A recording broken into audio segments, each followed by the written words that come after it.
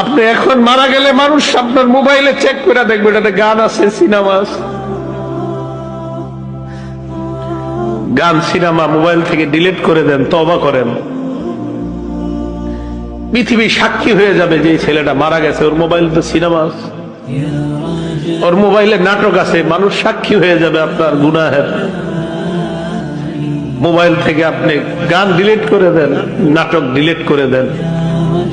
বন্ধুরা চাপ দিয়ে আমারে ফেসবুক খোলাইছিল, আমারে ফেসবুকে ইসলামী লেখালেখি করতাম। কিছুদিন পর বুঝতে পারলাম এখানে সময়ের লেখালেখি যদিও আমি করি, মানসিক যুদ্ধে লিপ্ত হইতে হয় ফেসবুকে। মানুষ পক্ষে লেখে, বিপক্ষে লেখে। পার্মানেন্টলি আমি ডিলিট করে দিছি, আমার কোনো ফেসবুক নাই। আমার জীবন কি চলে না বলেন? চলে, আগের চেয়ে ভালো চলতেছে। আমি যুবক ভাই যারা আছেন, যাদের মোবাইলে গান আছে, আপনি একবার ভাবেন, আপনি মারা যাওয়ার পর আপনার মোবাইল তো আপনার অন্যরা চেক করবে, যারা আপনার খুব ভালো জানে, চেক করে দেখবে ওখানে গান, সিনেমা, নাটক, এমন অশ্লীল কিছু আছে কল্পনাও করতে পারবে না। ছি ছি, ওর মোবাইলে এগুলো,